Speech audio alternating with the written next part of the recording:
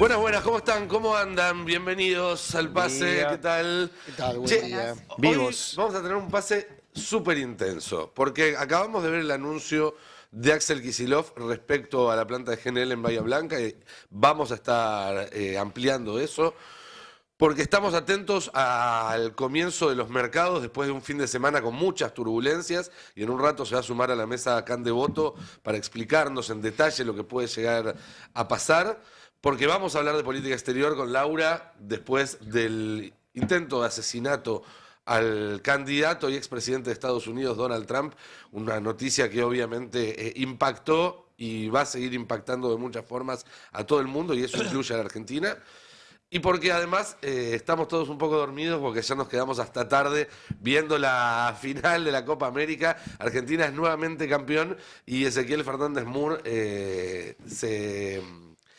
nos acompaña, se quedó un rato más para acompañarnos, tuvo la inmensa amabilidad de hacerlo, así que vamos a aprovecharte, Ezequiel, para comentar un poco esta noticia que entre tanto nos da alguna alegría, ¿no es cierto? Sí, que tiene distintos planos, ¿no? Tiene, si querés, el plano deportivo, que es el de una selección de las más exitosas en la historia del fútbol argentino.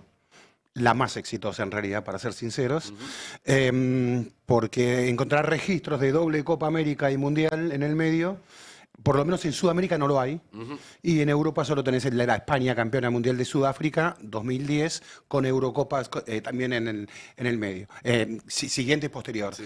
Entonces son registros inéditos, históricos para el fútbol mundial.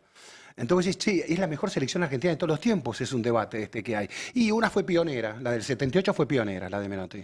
La otra lo tuvo Diego, que te marca te marca todo, emocionalmente inclusive marca por lo que era Diego.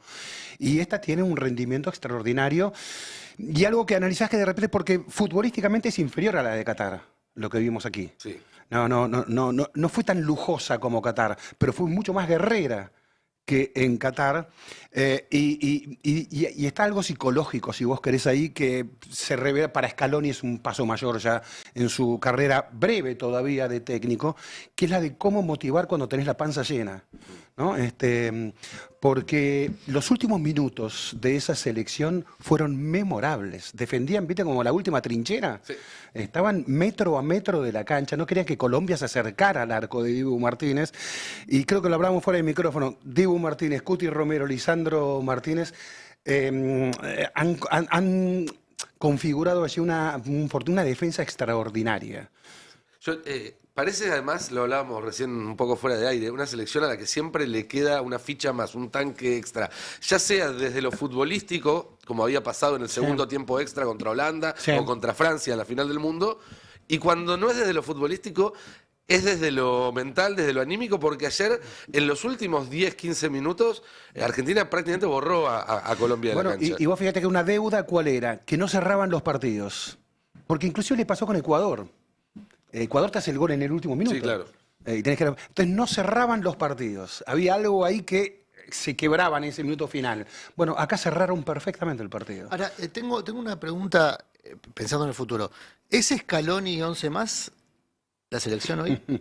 Pues es que yo creo que porque Scaloni, Messi... en la conferencia le insistieron mucho con el tema de ¿se acuerdan? Argentina le gana a Brasil en el Maracaná, por la eliminatoria, no Copa América.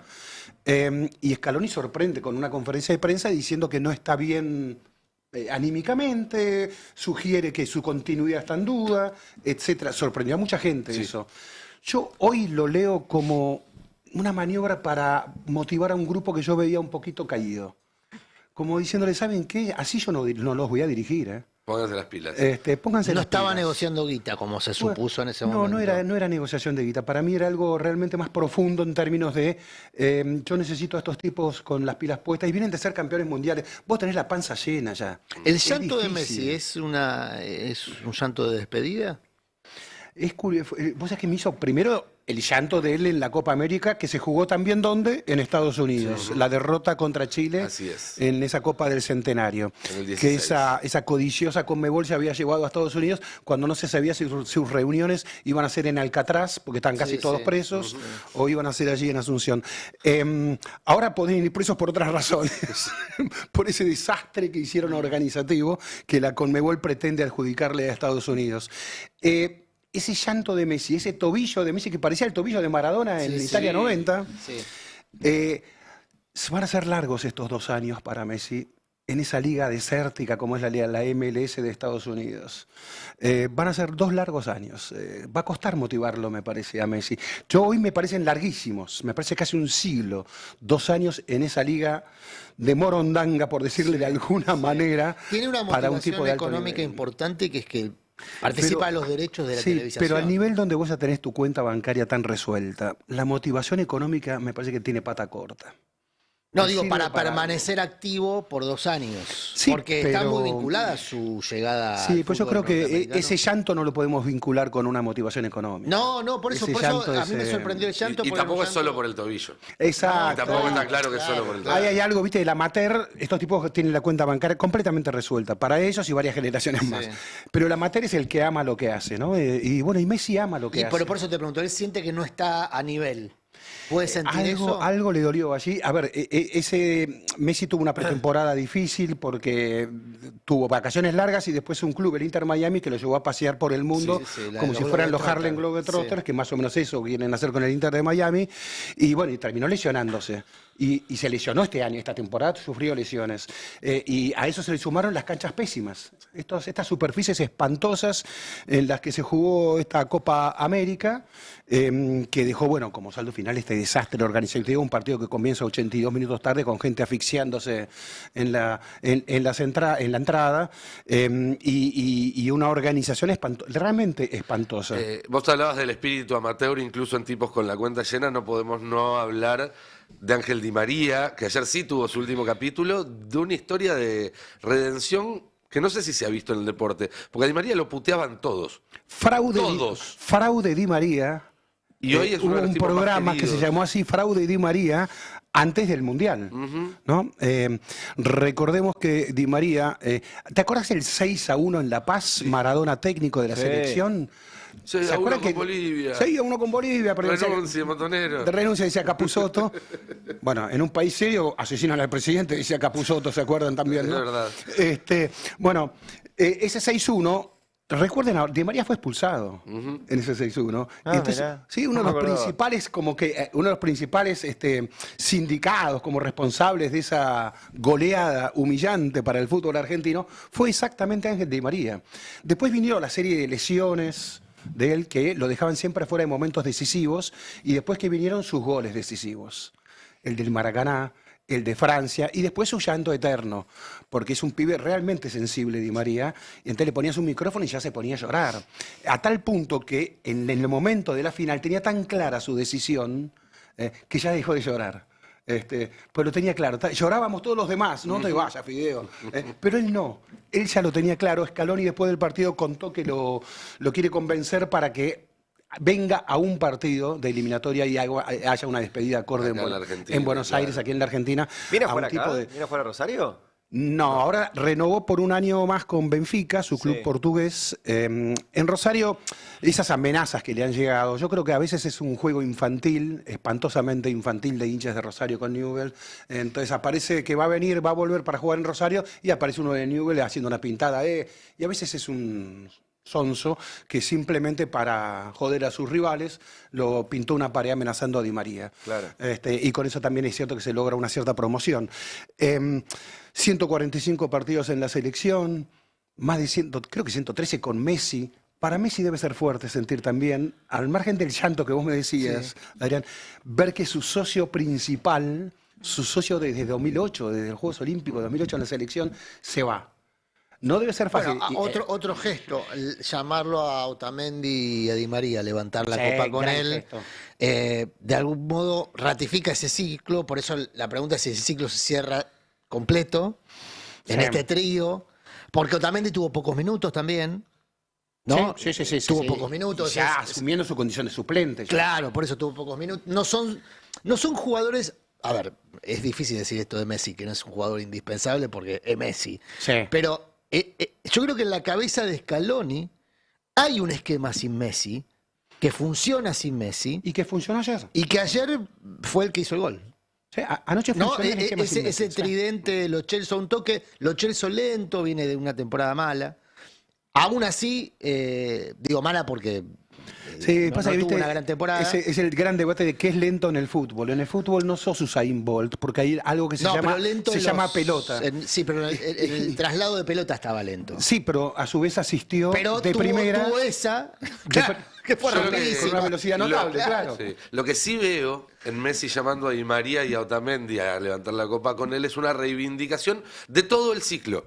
Sí. Messi diciendo, Sí. sin las finales perdidas no estaríamos No acá, estarían sin estas, lo que sí. aprendimos no estaríamos acá y de alguna manera traer al levantar el trofeo a los Mascherano, a los Higuaín, a todos los que no tuvieron la suerte de levantar un trofeo con Messi en la selección, pero que Messi y Di María también, porque en las notas que dieron este fin de semana lo mencionaron los dos, los consideran parte de una misma historia que tiene un final más Sí. feliz imposible. No, Sí, y una cosa, porque ayer también fue la final de la Euro, perdón, ¿eh? Sí, sí, claro. Y todo el mundo hacía hincapié en que Kane, la verdad, la sal de Kane es tremenda, porque es un jugador extraordinario, extraordinario, la verdad. Hay que ser 2, 3 veces goleador de la Premier, que es un torneo muy competitivo, y sin embargo nunca obtuvo un campeonato. No, y se va a Nunca- Bayern Múnich, que sale 11 veces campeón seguida, y Bayern Múnich y no sale campeón. Y es un juego colectivo, y Messi salió muchas veces campeón individual, pero nunca celebró como el Sí, igual torneo el colectivo. fútbol es una historia tan extra, tiene todo el fútbol, no tiene esas historias de redenciones individuales, redenciones colectivas, qué sé yo, son tiempos difíciles para ser votante, o una semana difícil para ser votante de Vox en España, porque tenés que reivindicar un gol de un vasco, tenés que reivindicar un gol de un inmigrante cuyos padres cruzaron descalzos el Sahara. Y que celebra los goles con el número de código postal de su El barriada. otro, sí, primero hablaba de Nico Williams, Es verdad, y, Nico y el Williams. otro Lamine Yamal, que es la barriada de Rocafonda, que el estercolero, como le dicen los de Vox. Entonces, el fútbol tiene algo extraordinario como teatro, porque te pone todo, es más, te demuestra el fracaso de Estados Unidos organizando. O sea, el gran mito. Digo, un día antes habían permitido que un lunático armado se acercara a un expresidente en campaña. Y 24 horas después permiten que miles de hinchas, mayoritariamente colombianos, se acercaran hasta las mismísimas puertas de la tribuna. A las mismísimas puertas. Obviamente que se provocó el desastre, pero cómo esa gente comienza a mirar con más respeto a la Previde, a todos los ineficaces organismos de seguridad del fútbol argentino. Las cosas que estarían diciendo Porque si hubiera pasado lidian acá, ¿no? con esto todos los fines de semana. Pero esto no pasó en la final de la Euro del año pasado, la vez pasada. En la de Champions hace 2 años. Ah, bueno, por eso no es- sin el dramatismo de estas imágenes que Pero vimos. también se agolpó mucha gente. Sí, cerraron acá se las vio un puertas. dramatismo más. Acá viste que los que entraban Sí, por sí, la sí. ventilación del estadio. Sí, sí, ¿no? sí. Creo que le decía antes, las filtraciones abiertas de América Latina, decía alguien por la web, ¿no?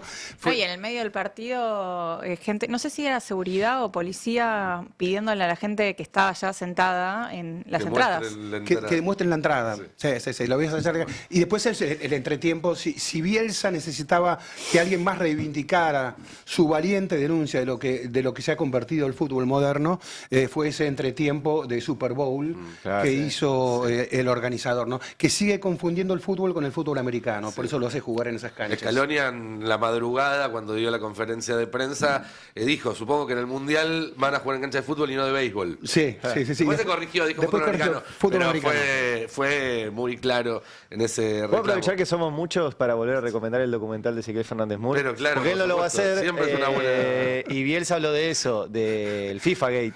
Y de cómo empezó todo este proceso en el cual tuvimos Copa América del Centenario ahí, Copa América de vuelta acá, Mundial de vuelta ahí. FIFA Gate por el bien del fútbol, del amigo Fernández Mur, que ganó varios premios además. Le contaba a Ari que mientras Bielsa estaba hablando del FBI, que muchos ciudadanos estadounidenses se desayunaron con esa situación. Aún hasta ayer no sabían que había una Copa América que se jugaba en su país. Bueno, se desayunaron con esta situación de FBI, FIFA Gate. En el momento que Bielsa estaba hablando, me manda mensaje, un dirigente encarcelado del FIFA Gate. Sí, ya liberado ese dirigente. Y me dice, Bielsa me está dando la razón, me decía. Claro. el dirigente. Véanlo, les recomiendo, está gratis en YouTube. Ezequiel, muchísimas gracias por acompañarnos un rato este pase para A amplificar ustedes. un poco la alegría, un merecido descanso. Para me imagino. recordarle como decía Borges, que en paz descanse, Borges decía que el fútbol ¿Cómo se desesperan? Son 11 contra 11 corriendo detrás de una pelota. Es algo más que 11 contra 11 corriendo detrás de una pelota. de Ayer fútbol. quedó clarísimo. Muchísimas gracias. A ustedes. Y si hablamos de espectáculos grandilocuentes, y si hablamos de fracaso de Estados Unidos, son todas palabras que resuenan en otra de las noticias más importantes que tuvo este fin de semana, que fue el intento de asesinato contra Donald Trump en vivo y en directo, como suceden esas cosas hoy en día. Todavía no terminamos de acostumbrarnos a que primero te llega a él, se escucharon tiros y después a los minutos empiezan las versiones y demás. Versiones que a esta altura del partido evolucionaron por un montón de lugares, pero que, como decíamos en el Elige momento, tu propia teoría. ya no importa, porque las consecuencias en esta época de posverdad se despegan muy rápido de los hechos. Y en Estados Unidos eso se está viendo por estas horas, Lau. Recordemos si tenemos ahí el video para, no sé, si hay algún trasnochado que estuvo haciendo algo divertido. El 4 vemos el momento en el que Trump estaba en Pensilvania, en una zona rural, casi sin edificios alrededor. Ahí vemos cómo se agacha y se toca la oreja. Ahí no sabíamos bien qué pasaba. Lo que le pasó es que una bala le rozó la oreja, termina matando a una persona en el público, y en este momento están matando el servicio secreto a el tirador, que estaba en un techo a unos 150 metros de ahí, y digamos, lo sacaron de ahí y la situación en términos policiales terminó ahí. ¿Quién era el atacante? El atacante era una persona de 20 años, de la zona, blanco. Esto es muy importante en Estados Unidos, que haya sido blanco. Hubo muchas minorías que estuvieron contando los minutos hasta que se confirmara eso. Con antecedentes políticos muy raros. Estaba registrado como republicano, pero no había votado en este proceso electoral de primarias, había dado dinero a una organización política progresista, con lo cual, digo, yo no lo encasillaría ya entre una persona muy politizada, o por lo menos con una coherencia política muy clara. Y la gran pregunta hoy que se hacen desde el FMI, desde el gobierno y desde toda la dirigencia política estadounidense es la motivación. ¿Por qué? Bueno, eso no lo sabemos. Como no sabemos, discutir sobre eso me parece irrelevante. Así es. Lo que sí es interesante, para empezar, digo, es uno, el gobierno entregó completamente la narrativa, el gobierno estadounidense, ¿no? Completamente la narrativa de este suceso. ¿Y por qué digo? Uno se imagina, ¿no? Un joven de 20 años con un rifle que compró legalmente, aparentemente, todavía están terminando de confirmar eso, ¿no? En una campaña donde el gobierno sin éxito intentó instalar el tema de venta de armas. Como uno de los ejes de debate. Y sin embargo, es un tema que ni se discutió en lo que va hasta ahora. En los 3 discursos que dio Biden hasta ahora, ni se mencionó el tema.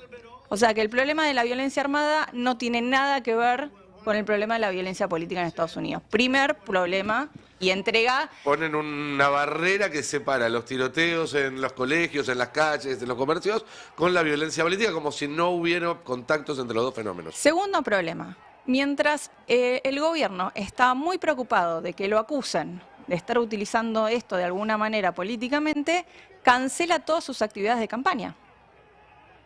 ¿Qué hace Trump? Inmediatamente anuncia que él no solo no va a cancelar su agenda, sino que adelanta su viaje, porque hoy empieza el evento político más importante de esta parte de la campaña, que es la Convención Nacional Republicana, en donde lo van a ungir como candidato. Son 4 días en Milwaukee, en el estado de Wisconsin, que es un estado que puede definir las elecciones.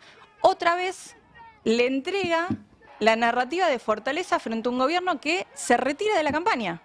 Sí. Lo que quiero decir con esto, el gobierno reaccionó con miedo. Y te agrego algo más. La agenda en este momento era la discusión dentro del Partido Demócrata sobre si Biden tenía que ser candidato o no. Quedó eso en un absoluto segundo plano, lo cual agranda las chances de que Biden sea finalmente el candidato, porque es el resultado por default, si no cambia nada. Más o menos que en segundo plano, porque es interesante que, por ejemplo, el New York Times, que no cambia para nada el amperímetro de las elecciones en Estados Unidos, porque nadie que, digamos, ninguno de los sectores que definen esta elección leen el New York Times, pero sí influye en lo que piensa el Partido Demócrata. Al día siguiente, o no sé si en la noche del atentado, saca finalmente su decisión de pedir el voto en contra de Trump. Entonces, ¿cuál es la lectura que algunos hacen desde el Partido Demócrata? Es que no solo Trump se fortalece, sino que posiblemente se radicalice en su discurso, en su forma de hacer campaña y en lo que él cree que va a poder hacer cuando sea gobierno con esto. Entonces, lo que vos ves es que hay un sector de los demócratas que temen que esto que esto... No quieren dar excusas. No, que esto termine en un Trump más peligroso. Y por eso hay algunos que están empezando a bajarle en la discusión a ¿se tiene que bajar Biden o no se tiene que bajar Biden? Al mismo tiempo hay otra gente que dice, ahora más que nunca se tiene que bajar Biden, ¿no? Y podemos ver algunas de las imágenes, podemos ver en el 2 y en el 3 las imágenes de la comparación, ¿no? Porque el análisis se hacía solo. La imagen de un Trump con la cara sangrando, con el puño en alto, desafiante. Era una de Marvel, no, son dos afiches. Esto es claro. de los colegas franceses de Charlie Hebdo, la revista que se hizo muy conocida en su momento por los dibujos, las ilustraciones sobre Mahoma. Básicamente vemos cómo llegaría Trump a la Casa Blanca con una oreja sangrando y Biden con un andador, como lo pusieron en una revista estadounidense hace poco, y haciéndose pis. No hay otra manera de describirlo. Orinándose encima. Es esa la impresión que a mí me dejó el episodio desde el punto de vista político. La necesidad urgente del Partido Demócrata de resolver la candidatura de Biden, porque si no, ahí sí ya no le queda tiempo, por más que las elecciones sean en unos meses. Sí, Porque además, lo vimos sí. a Biden en 24 horas dar 2 discursos a la nación en ámbitos institucionales, controlados, donde hablaba él solo. Volvió a tener furcios, lo veías cómo salía caminando hacia la puerta. Es muy difícil de remontar esa imagen frente a la imagen que ya va a quedar para la historia de Trump, pero hay que reconocer que ¿por qué cuesta tanto que se corra esta campaña? Porque se abre un escenario que no saben los demócratas qué va a pasar sin la convención demócrata, que es el mes que viene.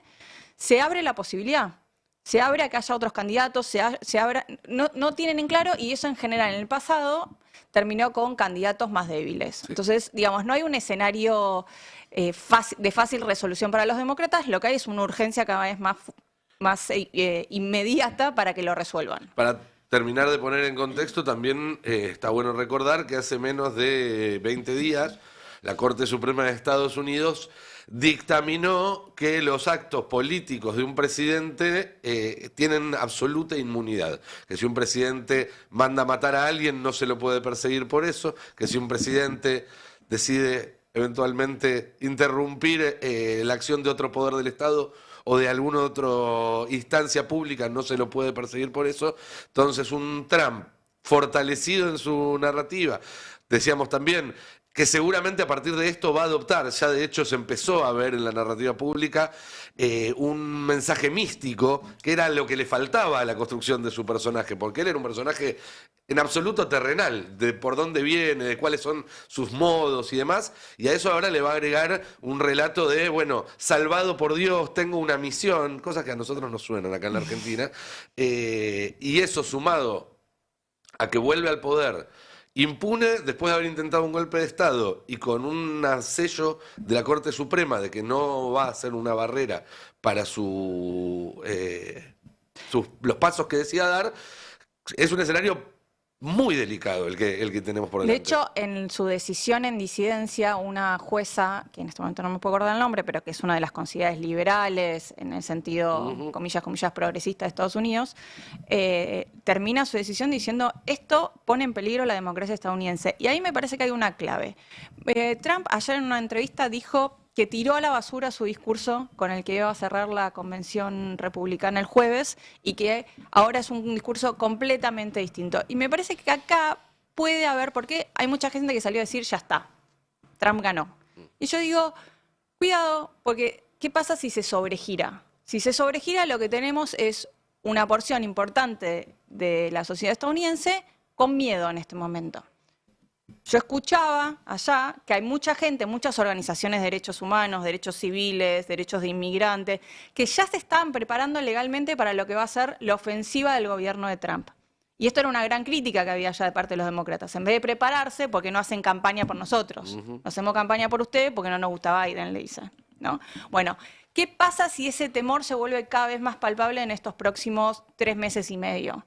Digo, hemos visto repetidamente en varios países que cuando la gente se siente con miedo a perder algo tan esencial como su democracia, como su vida, como su libertad, etcétera, etcétera, está dispuesta a hacer compromisos, de votar a quien no le gusta, de comerse sapos, etcétera, etcétera. Yo creo que se está espiralizando la campaña, que hay un candidato que ha demostrado ser un poco inestable por algunos momentos y que hay que ver ahora cómo reacciona y cómo esa reacción de Trump desata o no desata decisiones adentro del Partido Demócrata. Por ahora el Partido Demócrata está completamente paralizado y la narrativa de toda la campaña y especialmente de este intento de atentado, de este atentado fallido, lo está llevando solamente Trump y se está beneficiando solamente Trump.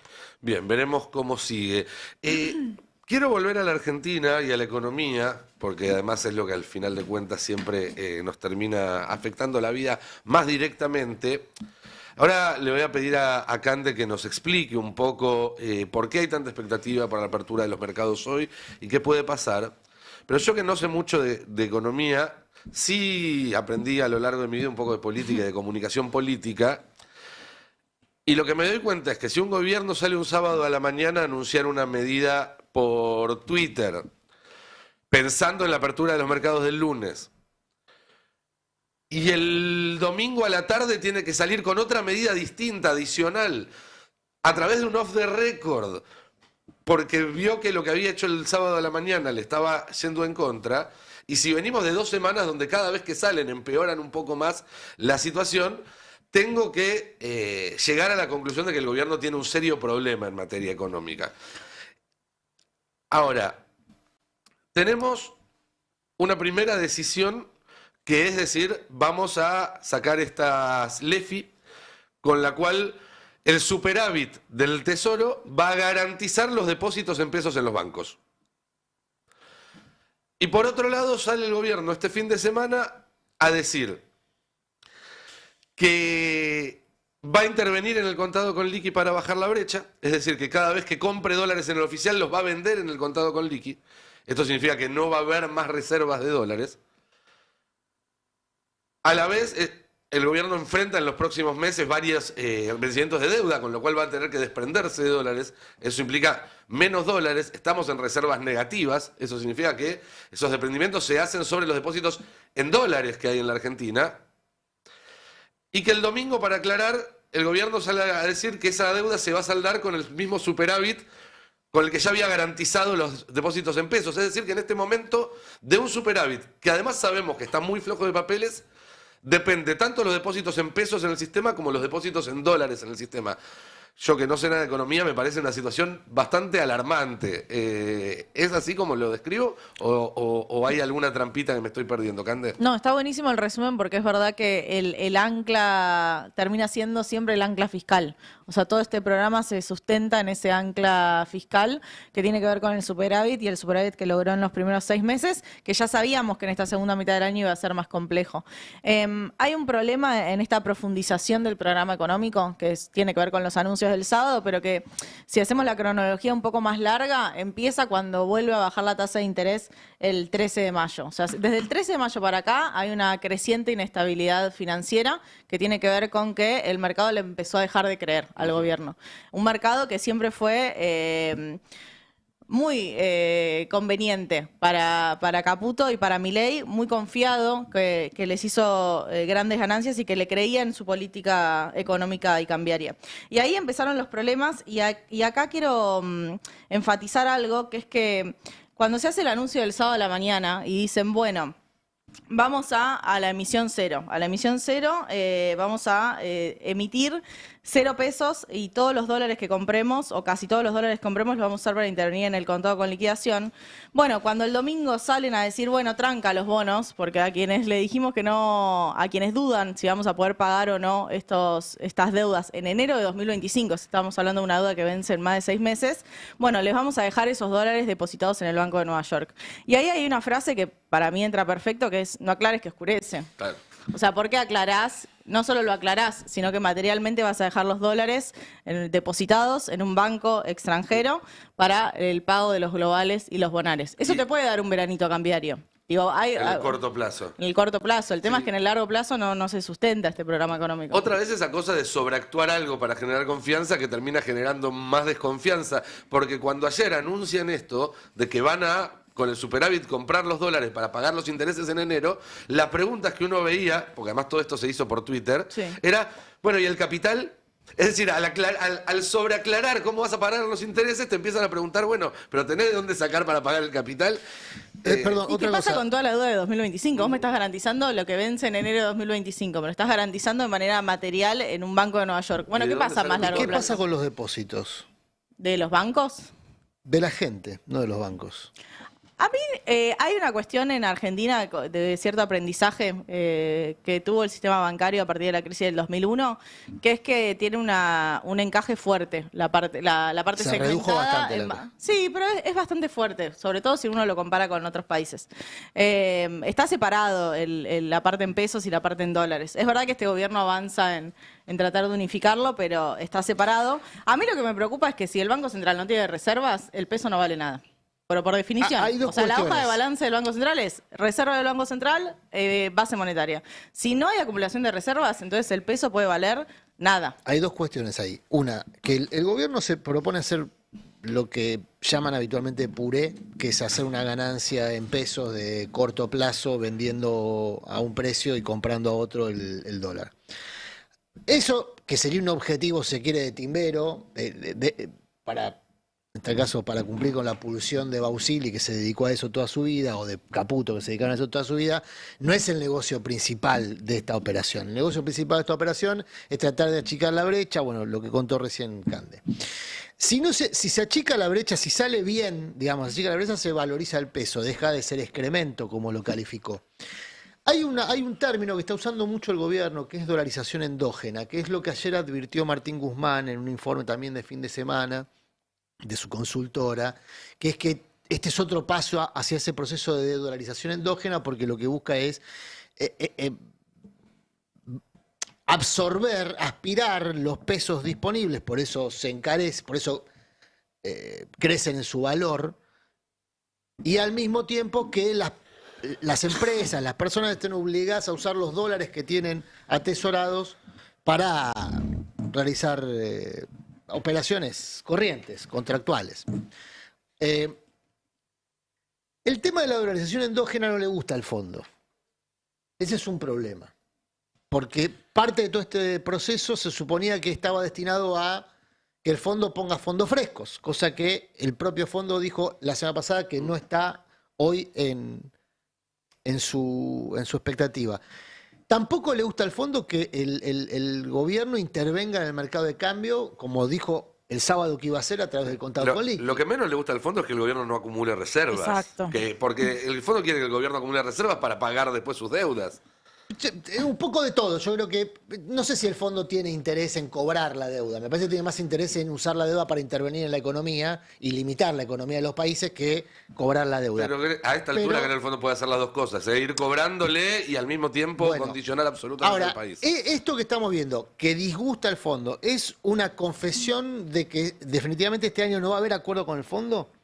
Porque si ese es el escenario, los mercados van a reaccionar de una manera bastante,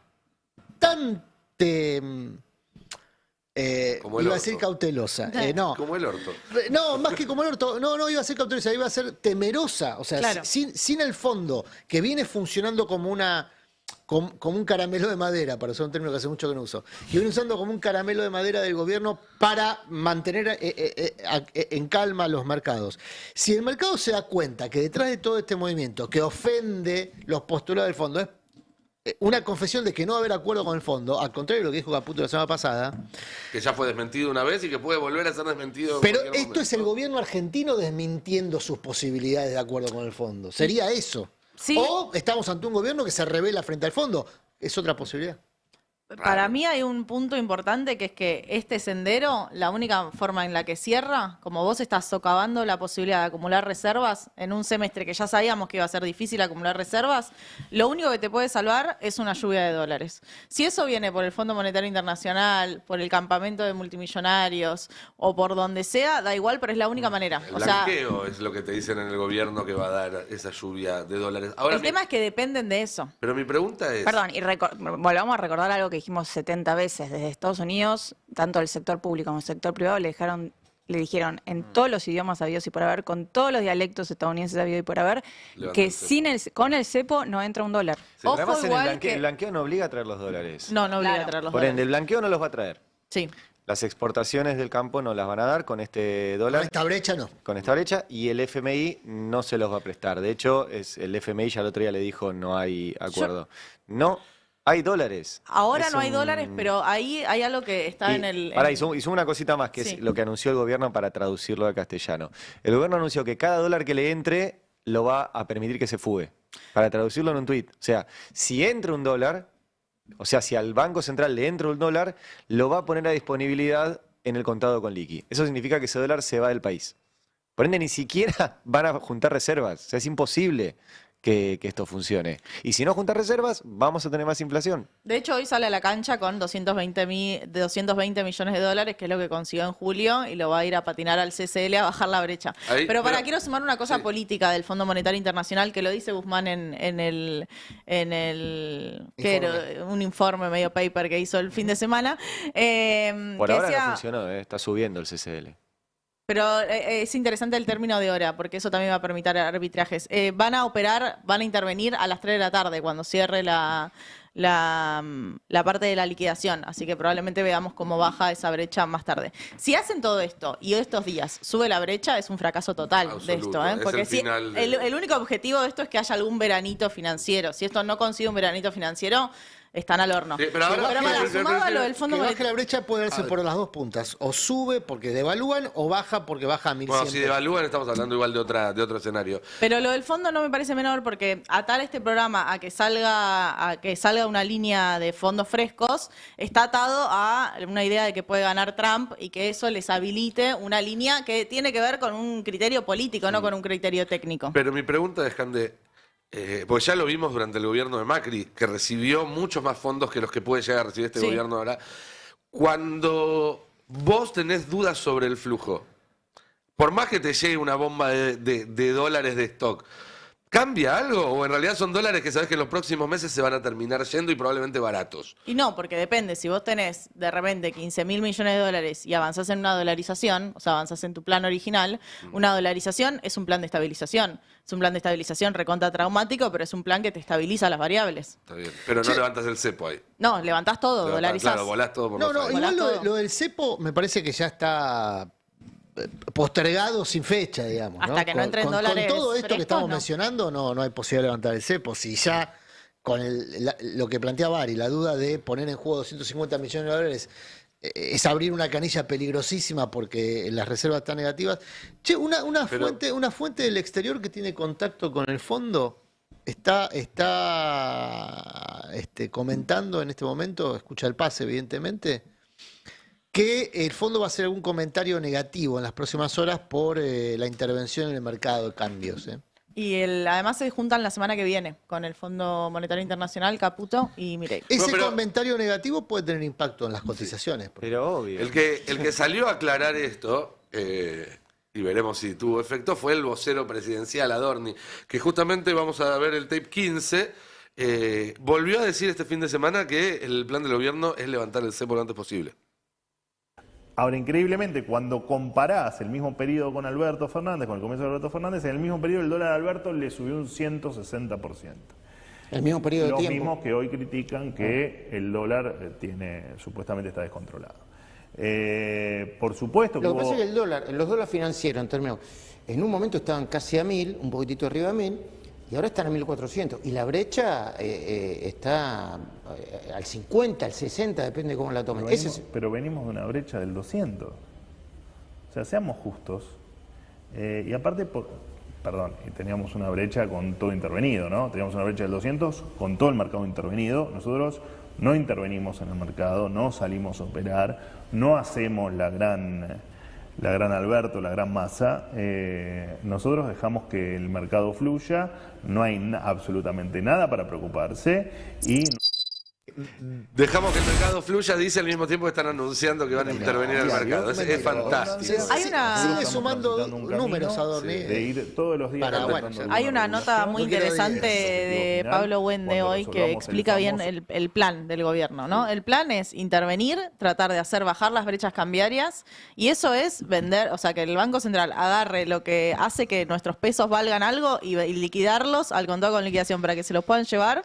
¿Y cuánto va a durar eso? Es que ¿Cuánto puede durar eso? plazo. Ya lo sabemos, lo vivimos en 2018, lo vivimos en 2019. No hay ningún estímulo para que el sector agropecuario liquide. No, al contrario, No. le estás diciendo que le estás vendiéndole a las financieras a 1.400 lo que le estás comprando a Y ellos. además, si baja el contado con liquidación, baja el dólar exportador, Por que eso, efectivamente ahora, cobran. porque siguen Perdón teniendo- la ingenuidad, pero visto así, parece estar hablando psicológicamente de alguien que se está suicidando, que el camino es suicidarse. Yo digo, mi pregunta es, claramente ellos deben pensar que todavía manejan algunas variables que pueden resolver esto. Para mí ¿Cuáles es fuga son? para ¿Cuál es el adelante. plan que tienen ellos que después puede no funcionarles? No pero- estamos comentando, perdón, una cosa muy importante, que porque estamos hablando mucho de mercados, no estamos comentando que este plan, si sale bien, limita mucho más la actividad económica. ¿Pero qué significa Obviamente. si O sea, sale no bien? estamos ¿Cómo comentando que si el plan puede sale salir bien, bien? Claro, pero la Eso pregunta de ella es cómo sale bien, y me parece que está bien porque hay una cuestión que tiene que ver con la teoría económica y con la conceptualización que se hace.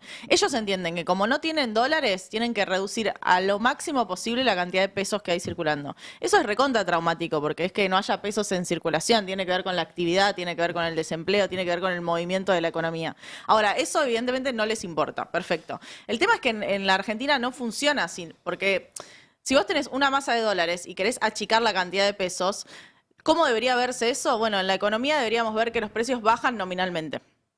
¿Alguien cree que en Argentina los precios van a bajar nominalmente? No. No va a pasar eso. No, No va y a pasar además- porque hay factores que tienen que ver con la inercia, con una economía que está muy acostumbrada a la inflación, que está acostumbrada a la inflación con registros altos, que tiene un 40% de informalidad, pero ellos apuestan a que no haya nada de pesos dando vuelta y que la gente use sus No, y dólares. hay un Esa es la precio- y hay dolarización un precio endógena. que son los No tenés salarios un que mango vienen- y tenés que salir a vender los dólares que tienen. Los que tienen dólares. Y hay Los un que tienen precio dólares. de la economía que es muy importante y que está muy retrasado, que son los salarios, que son los ingresos. Sí, y que hay cosas que uno Entonces dice, no bueno, podés evitar que haya tensión distributiva por el lado de los ingresos. y hoy lo charlábamos con los precios de los alimentos, que uno dice, bueno, estás en un contexto recesivo, no van a aumentar los precios porque aumenta el dólar blue. Aumentó el dólar blue y aumentaron de nuevo los precios de los alimentos. Estamos en un país donde estamos tan acostumbrados que los comerciantes prefieren no vender que vender al mismo precio. Prefieren quedarse con el stock. Entonces, no entender esos comportamientos propios de la Argentina te hace chocarla como ya la chocaron en 2018 y como ya la chocaron en Más 2019. cantado que... Despacito, Que que muchachos. despacito. No, que muchachos, un día como hoy. Más cantado que muchachos. Corto para meter toda la agenda en el pase, porque la verdad que hay muchísimos temas. Hay novedades en la cuestión de alimentos. Alimentos, sí, buena novedad que llegó el viernes a la tarde, casi el sábado, que tiene que ver con un fallo del juez en lo contencioso administrativo Walter Lara Correa. Esta no es la causa penal contra Petovelo y sus muchachos por no repartir la comida, sino que es una demanda contra el Estado para que cumpla con el presupuesto alimentario. Bueno, finalmente, después de mucho tiempo, el juez le dijo al gobierno, tenés que cumplir con lo que dice el presupuesto y tenés que cumplir con los convenios que tenés firmados con organismos internacionales. ¿Qué es esto? Tenés que darle la comida a los comedores. Porque eso es lo que está en el presupuesto y eso es lo que firmaste. Me suena a la Comebol de solo van a poder ingresar los que tengan entrada. O sea, le está diciendo que tiene que hacer lo que ya está firmado que tiene que hacer, Sí, básicamente. sí, y que si no proponga algo. Pero mientras tanto tiene que no, sí, es que es medio lo obvio. O sea, tenés 40.000 comedores en todo el país que le dan de comer a 10 millones de personas y tenés presupuesto para eso. Ejecutalo. Básicamente le dijo eso el juez, es una pésima noticia para el gobierno, veremos qué hace, tiene 48 horas para... Por ahora, para apelar. otras veces lo que hizo es nada. desoír el mando judicial. Primero, sí, apelan, digamos. Hay que ver si les conceden la apelación con efecto suspensivo o les conceden la apelación, pero igual tienen que cumplirlo. Veremos. Increíble apelar una orden así, que básicamente lo que dice es bajarle comida a los comedores y que no tenga una consecuencia política real en la imagen del gobierno. A mí me sigue sorprendiendo eso. Sí, sí, ya lo hicieron. Por eso. Ya lo hicieron. Pero sí, ellos van. Yo calculo, ahora hay que esperar hay que ver la estrategia que tienen, pero en la causa penal apelaron todas las decisiones. Veremos. Bien, después otro de los temas que no queríamos dejar de mencionar, lo vimos minutos antes del pase, tiene que ver con la decisión de Axel Kicillof respecto al Rigi. Ahí lo que había, el gobierno de alguna manera había intentado ponerle una trampa al gobernador de la provincia de Buenos Aires, porque de las grandes inversiones que se esperan en los próximos años o que se pueden esperar para los próximos años, hay una que es la más importante, que viene antes del Rigi en realidad, que es anterior, se había firmado durante el gobierno del Frente de Todos, tiene que ver con instalar una planta para licuar gas. El gas, así como sale, uno lo puede poner en un gasoducto y llevarlo de punto a punto, pero para que vaya a algún lugar más lejano hay que licuarlo para subirlo a un barco. Argentina necesita tener esa tecnología y se hizo un acuerdo para instalar 2 en realidad, pero en principio esta sería la primera planta de liquefacción de gases. Eso iba a ser en Bahía Blanca. Cuando se aprueba el Rigi, el gobierno nacional, además en el medio de las negociaciones en el Senado para que se apruebe y demás, negocia con el gobierno de Río Negro y queda la posibilidad de que la planta pase de Bahía Blanca a Río Negro. Está enfrente, no es muy lejos, digamos, pero lo cual significaría... obviamente para la economía de ambas provincias no es lo mismo, pero además un golpe muy fuerte político para Kicillof, que aparentemente estaba en la trampa de tener que decir, bueno, sí, adhiero al Rigi, Milei tenía razón por ponerlo en términos simbólicos, o que esa inversión termine yéndose a otra provincia y pagar el costo político ante los bonaerenses de que esa inversión tan importante, estamos hablando de 50.000 millones de dólares a lo largo de una década, no vaya a suelo bonaerense. Bueno, Kicillof de alguna manera trató de evitar o logró evitar ese entrampado al decir, nosotros queremos que se haga acá esa obra, vamos a hacer lo que desde el Poder Ejecutivo podamos hacer en ese sentido, pero muchas de las cosas que hacen falta para que esto avance y que es lo que el gobierno me estaba apurando para que conteste, no dependen del gobernador de la provincia de Buenos Aires, sino que dependen o de la legislatura bonaerense, o de la municipalidad de Bahía Blanca, o del consorcio del puerto de Bahía Blanca. Entonces dio curso a una serie de medidas y de acciones para ir destrabando cada uno de los problemas y no quedar él en la centralidad de la decisión. Eso fue básicamente lo que se anunció hoy más temprano. Veremos ahora el siguiente paso, que es cómo se comporta, por ejemplo, la oposición en la legislatura bonaerense cuando tenga que votar el proyecto que va a enviar el gobierno de un régimen de incentivo, pero bonaerense, ¿sí? Una versión bonaerense del Rigi, como se lo tituló tempranamente. Hay que leer la letra chica todavía, me imagino que va a ser bastante distinta a la del Rigi. Él dijo que tenía aspectos tributarios parecidos, incluso algunos mejores, dijo Kicillof. Arrancó, viste que empezó a contar las noticias de que había un tironeo si se hacía en Bahía Blanca o en Río Negro. Exacto. Que eso es en general lo que empieza a pasar, es la misma historia que con las guaridas fiscales. Hay una guarida fiscal que te dice, bueno, si vos tenés tu empresa radicada acá, pagás 30%. La de al lado dice, bueno, en la mía pagás 25%, la de al lado dice, en la mía pagás 20%, termina en 0. Sí. Lo mismo pasa con el litio, por ejemplo, en las provincias, como cada una negocia por separado, Exacto. le tienen que dar un poquito más que la de al lado Sí. a la empresa para que se quede en esa y no se vaya. La diferencia está en la infraestructura, en el puerto, en la salida, en el canal de Magdalena, en el puerto de Aguas Profundas, en todo lo que te puede dar hacerlo en la provincia de Buenos Aires y no en Río Negro, en la distancia de viaje. Y efectivamente esto que vos decís, ¿qué va a hacer la oposición de Axel Kicillof en la legislatura bonaerense? Yo vengo del futuro y me animo a decir que va a votar en contra. Porque... Sería una cosa de locos.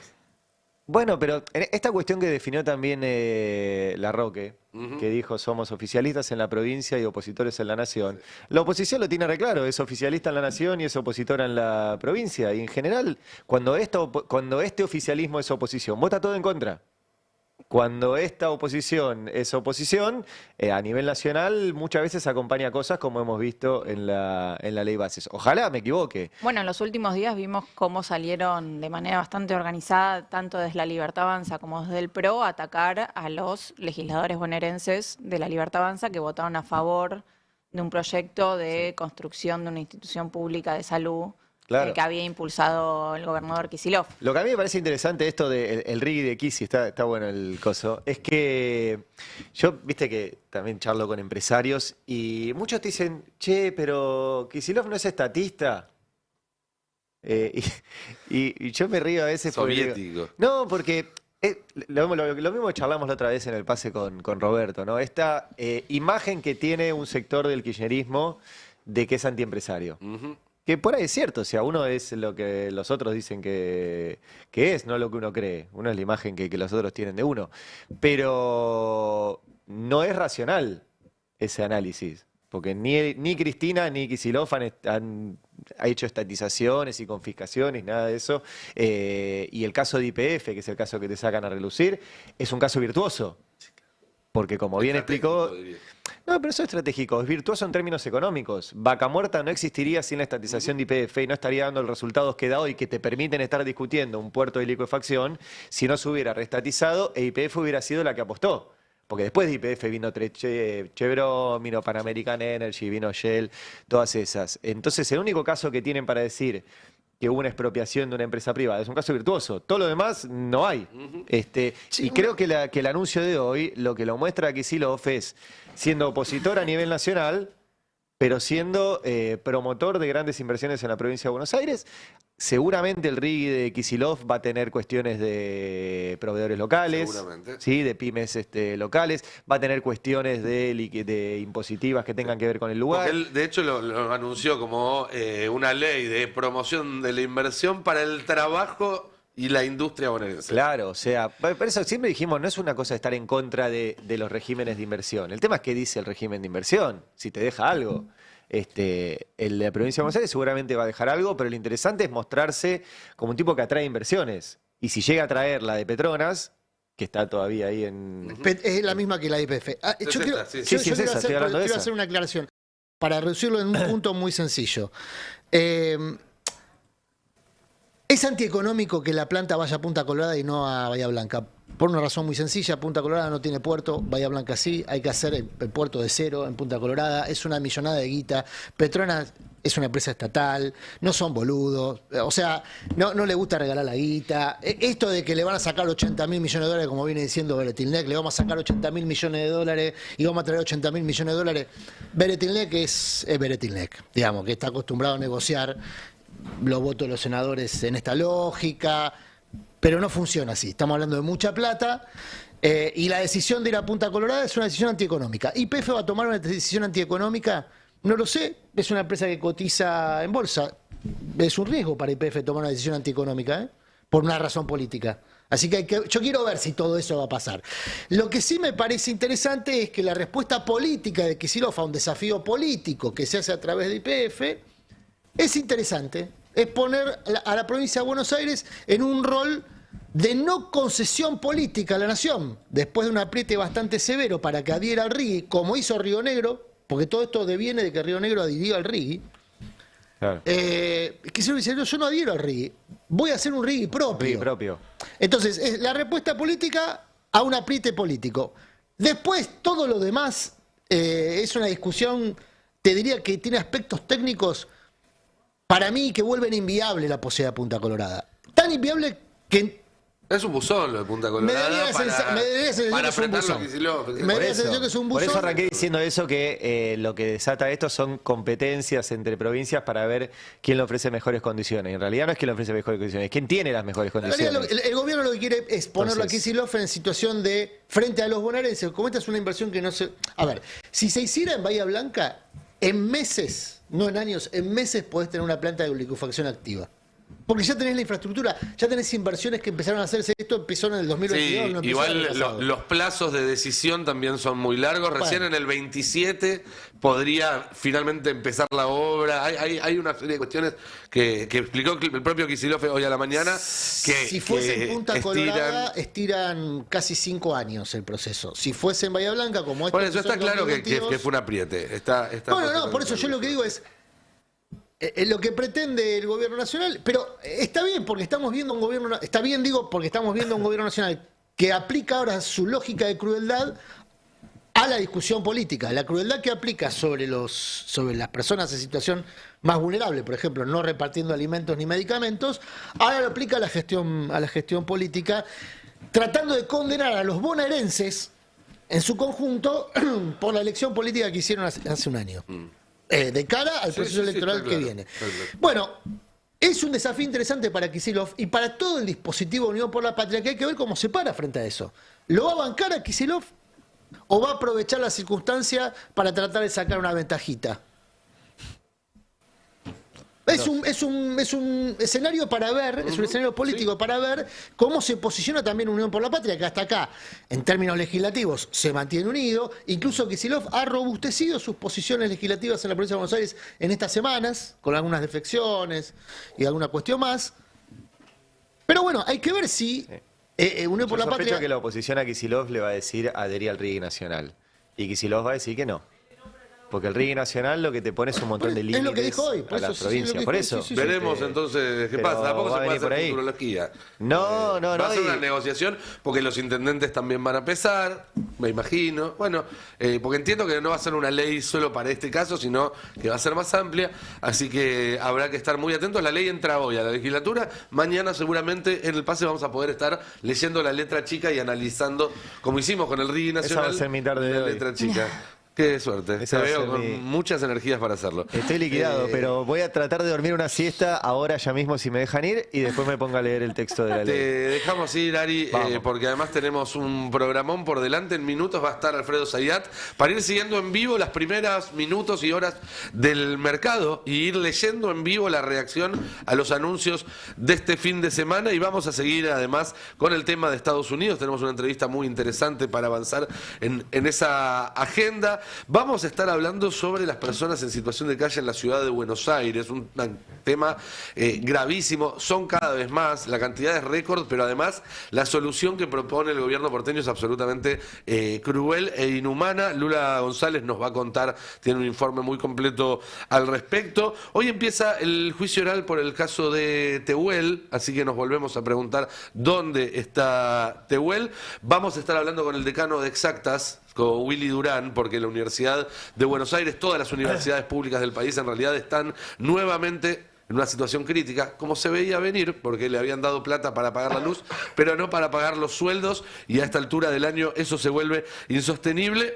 Y tenemos la visita del compañero X, el más esperado de los oyentes de esta radio, que de alguna manera consiguió una columna semanal. No sé cómo hizo, pero nos toca recibirlo hoy aquí. Todo eso y mucho más hasta la 1. Quédense, nosotros ya venimos. Gracias, Lau. Gracias, Ari. Gracias, Adri. Chau, chau. Gracias, Cande, Adiós. por todo. Y en un minuto arrancamos.